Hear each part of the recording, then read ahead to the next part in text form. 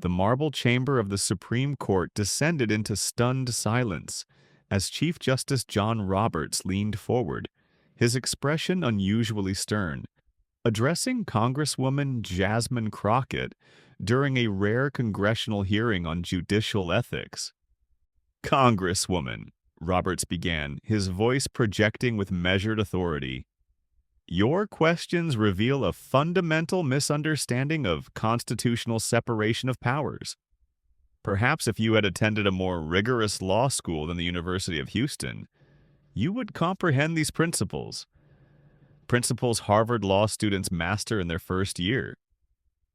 The chamber erupted in shocked murmurs. Members of the committee, regardless of party affiliation, appeared stunned by the unprecedented personal attack from the Chief Justice on a sitting member of Congress. Supreme Court reporters rapidly typed on their devices, documenting the moment the nation's highest judicial officer had insulted both an elected official and an entire public law institution. Crockett, a former civil rights attorney and now representative of Texas's 30th congressional district, remained unshaken. Her face betrayed no emotion as Roberts continued his condescending critique of her legal background and constitutional understanding. When the Chief Justice finally concluded, Crockett quietly opened a leather portfolio on her desk. The room fell completely silent as she calmly extracted a single document and placed it purposefully in front of her.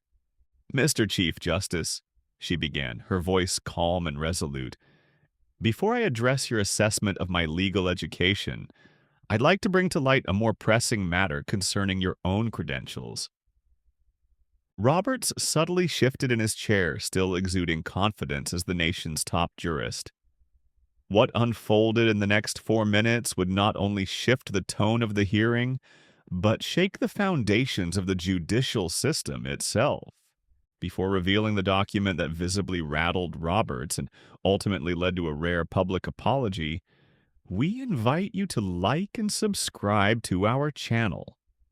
Your support enables us to continue sharing these defining moments when truth confronts power in the highest chambers of American government. To grasp the full significance of this exchange, we must first understand the contrasting backgrounds of the two central figures whose paths intersected in this historic moment. Chief Justice John Roberts is emblematic of the traditional elite legal pathway. Raised in an affluent Indiana home, he graduated magna cum laude from Harvard College and earned his law degree from Harvard Law School in 1979. His early career featured prestigious clerkships, including with then Associate Justice William Rehnquist, whom he would later succeed. Roberts became a partner at the elite law firm Hogan and Hartson and served in the Reagan and George H.W. Bush administrations. His 2003 appointment to the D.C. Circuit Court of Appeals and elevation to Chief Justice in 2005 solidified his place atop the American judiciary. At 68, Roberts had led the Supreme Court for nearly 2 decades, projecting an image of conservative stewardship and institutional restraint. Yet, under his leadership, critics noted, the court had taken a distinctly rightward shift, often at odds with his stated ideals of neutrality and legitimacy. Throughout his career, Roberts personified a certain meritocratic ideal.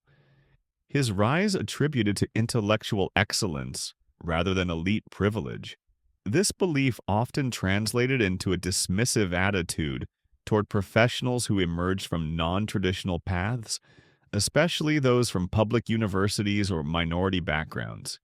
In stark contrast sat Congresswoman Jasmine Crockett. At 43, she embodied a new wave of legal authority, forged through lived experience and determination. A civil rights attorney by trade, she built her career taking on powerful institutions and fighting for marginalized communities in Texas.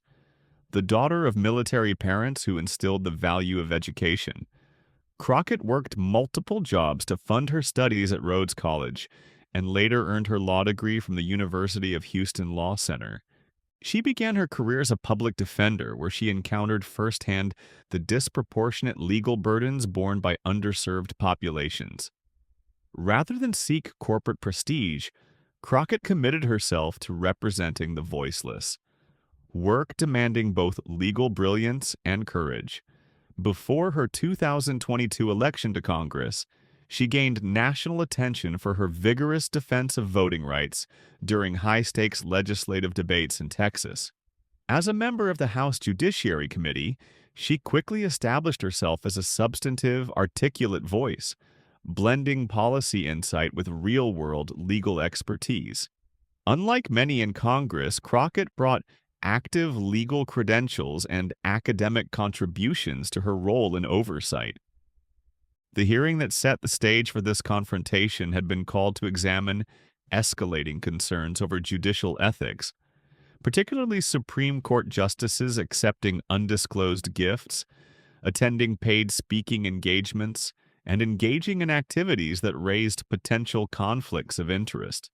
Recent investigative reports had exposed lavish travel and benefits given to justices by wealthy individuals with business before the court, prompting renewed calls for enforceable ethical standards. After initial reluctance, Chief Justice Roberts agreed to testify following intense congressional pressure and waning public confidence in the judiciary. His opening statement emphasized the judiciary's independence, framing congressional oversight as a constitutional overreach. He downplayed the ethics controversies as risks to the separation of powers, not matters of public concern. Roberts provided thorough, respectful answers to Republican members, but responded to Democrats with clipped, vague replies. When it was Congresswoman Crockett's turn, the dynamic changed dramatically. Chief Justice Roberts, she began, financial records show that Justice Thomas accepted 38 destination vacations, 26 private jet flights, and numerous other undisclosed gifts from wealthy benefactors. Given these facts, why should Congress or the American people trust the court to regulate itself? Roberts' face stiffened. Congresswoman, labeling these as ethics violations assumes conclusions that have not been legally established. Justice Thomas has addressed the matter and updated his disclosures. With respect, Mr. Chief Justice, Crockett replied, these weren't mere oversights. We're talking about 2 decades of systematic non-disclosure, only acknowledged after public exposure. My question isn't about Thomas alone. It's about the systemic failure of the court to enforce even existing standards. As she continued, pressing for concrete reforms rather than general platitudes, Roberts' tone grew increasingly defensive. When she cited provisions from the Ethics in Government Act that appeared to be violated, his irritation was unmistakable. Congresswoman, he finally said, voice rising and leaning forward with deliberate emphasis. Your line of questioning reflects a profound misunderstanding of the constitutional separation of powers. Perhaps if you had attended a more distinguished law school than the University of Houston, you'd comprehend what first-year Harvard students know well. Gasps rippled through the chamber. Even the committee chairman appeared momentarily unsure how to respond. Crockett, however, maintained her composure. As the murmurs faded, she opened her portfolio and lifted a document for Roberts to see. This is a certified letter from the Harvard Law School registrar, she announced. It was obtained through a whistleblower using a Freedom of Information request. It highlights a discrepancy in your credentials, I believe. The committee and the public deserve to understand. While Roberts' face remained composed, observers noted the slight clench in his fingers. While you did graduate from Harvard Law School, Crockett continued, your official academic transcript does not match the version submitted to the Senate Judiciary Committee in 2005 during your confirmation. That version claimed you received a prestigious FA diploma awarded to the top student across 3 years. However, the school's records show that honor went to a different individual. She placed that document down and lifted another. This shows you were listed as managing editor of the Harvard Law Review, though the official record confirms you held a general editor role and never served in a managerial position. The room was silent. To be clear, Crockett said, I'm not questioning your graduation or qualifications. I'm questioning why your confirmation materials include embellishments not supported by official records. After a long pause, Roberts replied, visibly unsettled. Congresswoman, I'd need to review these materials before commenting. The confirmation process was nearly 20 years ago. Clerical errors can happen. Crockett nodded. I've provided a copy for your review, and I raise these concerns not to embarrass you, but to make a point. Even distinguished careers must be subject to transparency. That is the very foundation of judicial accountability. She continued with admirable poise. The University of Houston Law Center may not carry Harvard's name recognition, but it taught me that legal authority is earned not through pedigree, but through rigorous reasoning and ethical integrity. No one, not a justice, a legislator, or a lawyer, is above oversight. The Chief Justice sat motionless, having opened the door to scrutiny he had never anticipated. The chairman then announced a 15-minute recess. During the break, reporters scrambled to file updates on what was rapidly becoming a historic moment. The tension when the hearing resumed was palpable. Roberts returned to the witness table, this time accompanied by the Supreme Court's legal counsel.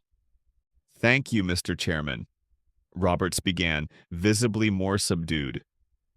During the recess, I reviewed the documents.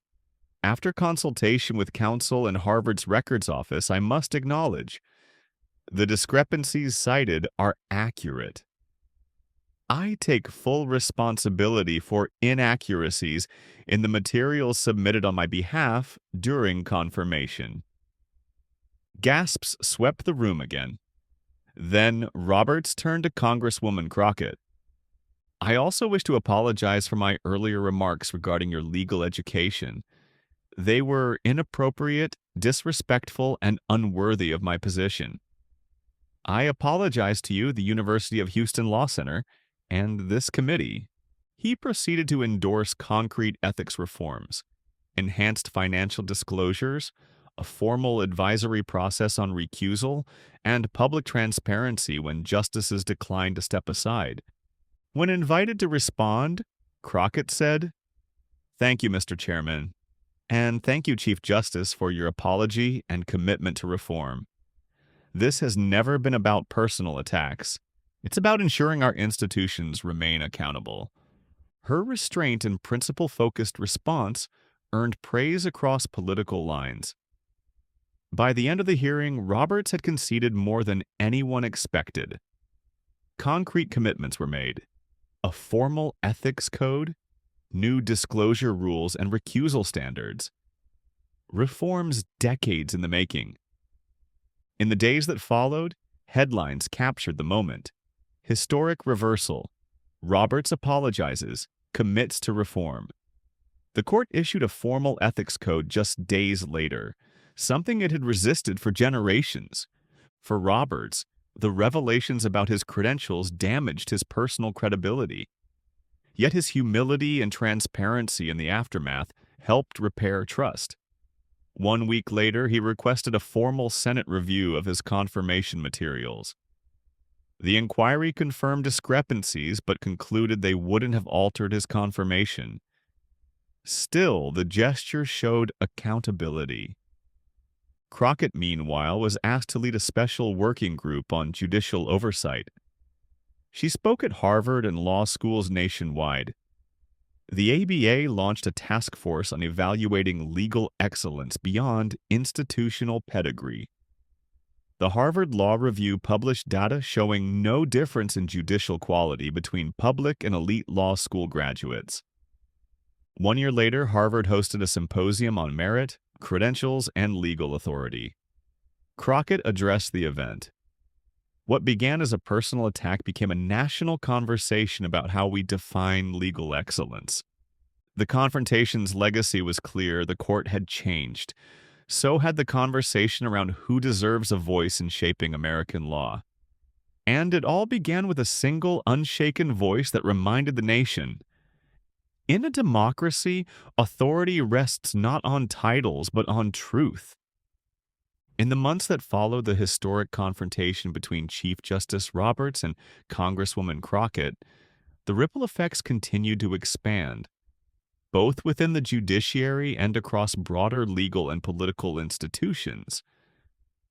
The immediate reforms implemented by the Supreme Court signaled not only a response to public pressure, but a recognition that the institution's perceived integrity was in jeopardy. Yet the larger implications extended far beyond ethics codes and transparency measures. Inside the federal judiciary, a cultural shift began to take hold. Judges across circuit and district courts initiated internal reviews of their own disclosure practices, anticipating future scrutiny. A number of sitting judges voluntarily amended past financial disclosures to correct oversights, while others publicly committed to declining all non-official gifts. Judicial conferences nationwide added panels on ethics and public trust, many featuring academic and political voices previously seen as external critics. Law schools experienced their own reckoning. Applications to public law programs such as the University of Houston Law Center, CUNY School of Law, and Howard University School of Law saw a measurable uptick as prospective students sought institutions aligned with a mission of public service and accountability. Harvard, too, responded to the moment with humility, inviting Crockett to speak at its commencement and launching an internal committee to review how student achievements were tracked and verified. In the legal media, the confrontation was dissected not only for its political drama, but for what it revealed about credential bias in legal hiring and judicial selection.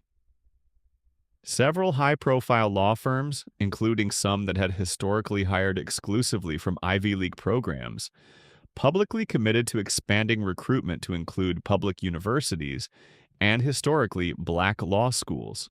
One of the country's largest legal recruitment platforms updated its algorithm to de-emphasize institutional prestige in evaluating candidate profiles. Meanwhile, Crockett's profile grew significantly within Congress and among the public. Though she consistently downplayed the personal spotlight, her poise during the hearing and her ability to pivot the conversation toward institutional reform earned bipartisan admiration. Several prominent editorial boards, including those of the New York Times, the Wall Street Journal, and the Houston Chronicle, published op-eds praising her composure and calling for a new standard in judicial oversight modeled on her example. She remained focused on the task at hand.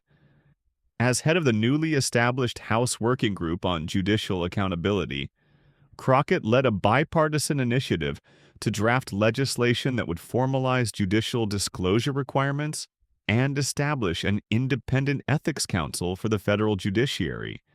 The bill, titled the Judicial Integrity and Transparency Act, passed the House with significant support just 6 months after the hearing. Though still under Senate consideration, the bipartisan nature of its support suggested that the Roberts-Crockett confrontation had fundamentally changed the politics surrounding judicial ethics. Behind the scenes, sources within the Supreme Court indicated that internal dynamics had shifted as well. Roberts, while still Chief Justice, reportedly adopted a more consultative leadership style, seeking broader consensus before issuing majority opinions and prioritizing transparency in court operations. Justice Sonia Sotomayor and Justice Elena Kagan both acknowledged, in separate public remarks, that the court's decision to adopt an enforceable ethics code had been long overdue, and that public trust, once eroded, required more than legal argument to restore. Crockett, for her part, remained cautious in how she spoke about Roberts in the aftermath.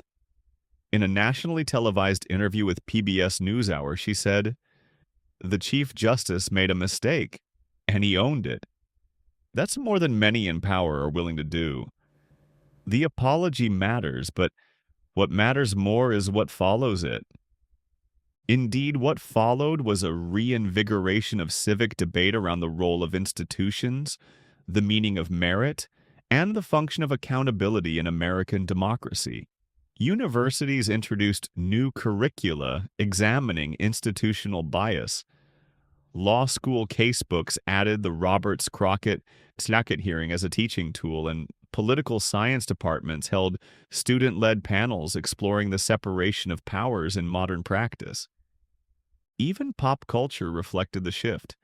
A major streaming service commissioned a docudrama series titled The Ninth Bench, dramatizing the Supreme Court ethics controversy and its political fallout. While fictionalized, the series drew heavily from real transcripts and interviews, capturing the tension and gravity of that pivotal hearing. Congresswoman Crockett, though portrayed by an actress, was widely praised in reviews for her portrayal as a principled voice in a cynical environment. As the one-year anniversary of the hearing approached, a coalition of legal reform organizations hosted a public event on Capitol Hill titled Transparency, Trust, and the Third Branch, 1 year later. Crockett delivered the keynote address. Standing at the same podium where she had once been publicly attacked, she reflected on what the past year had taught her and the country. "Institutions only serve the people when they are accountable to the people," she said. The confrontation we experienced was not just about two individuals. It was about a culture of assumed immunity. And the reforms we've begun, though far from complete, are a sign that our democracy can still correct itself. She concluded by invoking the core lesson of the entire episode. Justice isn't defined by where you went to school. It's defined by how you use your education to defend the truth, uphold ethics, and serve the people who entrusted you with power. The applause that followed was not just for the speech, but for the principle it represented. What had begun as a breach of decorum in a solemn hearing room had grown into a national movement, a quiet, determined reclamation of institutional accountability. And in that moment, the question was no longer whether Crockett had belonged at that table facing the Chief Justice. The question was, who else might now feel empowered to demand answers, armed not with pedigree, but with principle? In the months following her keynote, Congresswoman Crockett's influence expanded well beyond the confines of the Judiciary Committee. She was invited to join the bipartisan House Ethics Reform Council and became a central figure in drafting a comprehensive legislative package aimed at strengthening transparency across all three branches of government. The initiative, known as the Integrity in Public Office Act, proposed a set of uniform standards for financial disclosures, conflict of interest recusal procedures, and mandatory ethics training for all high-ranking federal officials, including members of Congress, cabinet secretaries, and federal judges. While legislative progress was steady, the broader cultural shift continued to gain momentum. In legal academia, debates once confined to classrooms were now taking place in national op-eds, podcasts, and public forums. Legal associations, bar groups, and student organizations pushed for more inclusive definitions of merit and expanded access to mentorship for students at underfunded law schools. One striking development occurred when a coalition of 10 federal appellate judges released a joint letter published in the Yale Law Journal, supporting the premise that judicial excellence was not determined by academic pedigree, but by a demonstrated commitment to legal reasoning, ethical integrity, and service to the public. The letter explicitly cited the Crockett-Roberts hearing as a moment of reckoning for the judiciary, stating that our legitimacy is not inherited from the institutions that granted our degrees, but earned daily in how we uphold the rule of law. In parallel, Chief Justice Roberts continued to rebuild public trust through a series of carefully chosen public appearances. At the annual American Bar Association conference, he delivered a keynote in which he directly acknowledged the events of the previous year. That hearing taught me a great deal, not only about the importance of humility, but about how the court must listen, not only speak. We are not above scrutiny. We are stewards of justice, not its proprietors. Though some critics remained skeptical of Roberts' sincerity, others noted tangible changes in his judicial philosophy. His written opinions showed greater attention to the perspectives of marginalized communities, and his questions during oral arguments reflected a more inclusive and measured tone. Even his internal leadership approach within the court had reportedly softened, with increased collaboration among justices and more willingness to accommodate dissenting viewpoints in majority rulings. Meanwhile, Crockett's national profile continued to grow. Though she insisted she had no immediate plans for higher office, speculation swirled about a future Senate run or even a potential cabinet position in a future administration. Her supporters pointed to her calm but unflinching demeanor, her legal acumen, and her ability to inspire reforms without resorting to political spectacle. What truly set her apart, however, was her refusal to make the story about herself. In interviews, she consistently redirected attention toward the institutional changes still needed. "This isn't about vindication," she told The Atlantic. "It's about setting standards for everyone, especially those who've never been in the room before, who were told their schools weren't good enough, their backgrounds too humble, their voices too unfamiliar. They deserve to be heard because they're often the ones who understand most clearly how the system needs to change." This philosophy informed the next phase of her work, building pathways for others. She launched the Equal Justice Fellowship, a nonpartisan program that placed recent graduates from public law schools into one-year policy and oversight roles within congressional committees. The first cohort included students from the University of Houston, Rutgers, Southern University Law Center, and several other institutions historically overlooked in traditional federal recruitment pipelines. The program quickly gained national attention and bipartisan praise. By its second year, it had expanded to include placements in federal agencies and state legislatures, helping to seed a new generation of public servants shaped by both academic rigor and lived experience. As the 2-year anniversary of the original hearing approached, PBS aired a special documentary titled "When Truth Stood Up," chronicling the confrontation, the fallout, and the institutional reforms that followed. Featuring interviews with legal scholars, journalists, current and former judges in both Roberts and Crockett, the film presented a measured yet powerful narrative of a system tested and renewed. In the final segment of the documentary, Crockett is shown sitting at her desk late at night, surrounded by case files and draft legislation.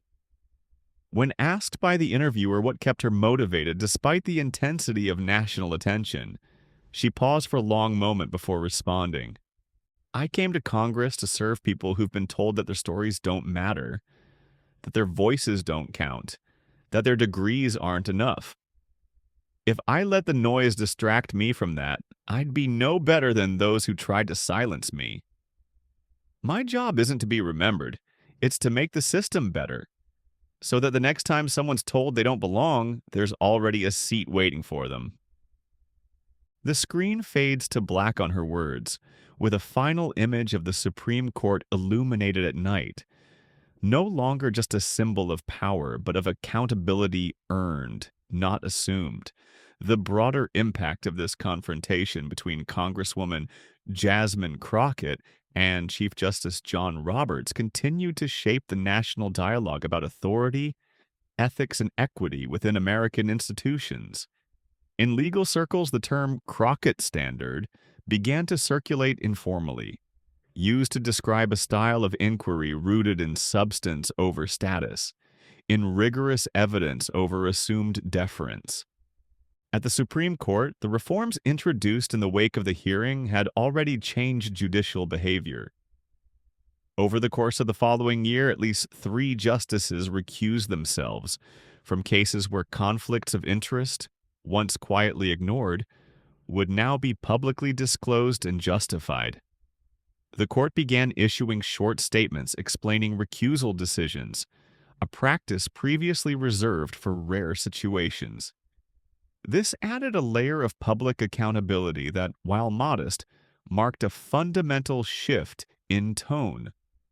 Legal scholars began publishing research that traced the hearing's legacy.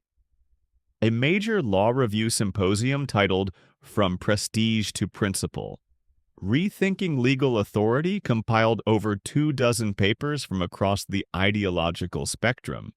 Several pieces addressed how legal education, judicial nominations, and even clerkship hiring processes had historically overemphasized elite academic credentials, often to the exclusion of equally competent but less institutionally connected candidates. One of the more widely cited essays argued that the Crockett-Roberts confrontation served as a national reminder that the legitimacy of power depends on the willingness to answer hard questions, even when they come from unexpected quarters.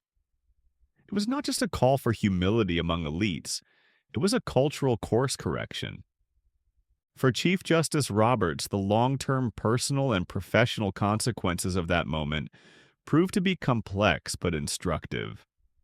Though his standing among certain conservative commentators took a temporary hit, his eventual acceptance of responsibility and leadership on judicial ethics reform preserved his credibility in broader public opinion.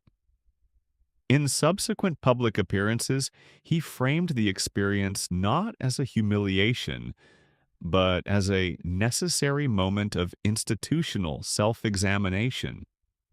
At the end of the court's following term, Roberts delivered a commencement address at a state university law school, a notable departure from his usual Ivy League affiliations. There, he spoke openly about what he had learned. Credentials, he said, are a beginning, not a conclusion. They tell others where you started, but what matters far more is where you go and how honestly you travel. The audience gave him a standing ovation, both for his presence and for his acknowledgement of a truth many had long felt, but rarely heard affirmed by someone of his stature. Meanwhile, Crockett's path continued its steady ascent. Though she repeatedly declined speculation about higher office, her presence on major legislative efforts only grew. She was appointed vice chair of the House Oversight and Reform Committee and frequently called upon for expert legal commentary on judicial matters. Despite her rising profile, Crockett remained closely tied to her district, continuing to host regular town halls and legal literacy workshops for constituents. Her approach reinforced a principle that had guided her throughout the entire ordeal: that legal authority should not exist apart from the people, but in service to them. 1 year after the confrontation, the National Archives hosted an event commemorating pivotal moments in American civic history. Alongside historical artifacts and rare documents was a digital exhibit titled Truth in Power: The Crockett-Roberts Hearing, featuring transcripts, media coverage, and scholarly commentary. A quiet display in one corner contained the original leather portfolio Crockett had opened in that fateful moment.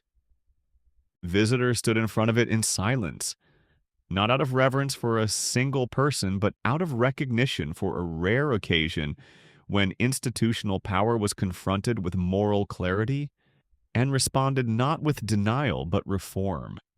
The final panel of the exhibit displayed a quote engraved on glass, words Crockett had spoken just hours after the hearing concluded. In a democracy, authority is not granted by title alone. It is earned through transparency, humility, and service to something greater than oneself. That's what makes power legitimate. It was a moment and a legacy that would continue to resonate long after the echoes of that marble chamber had faded.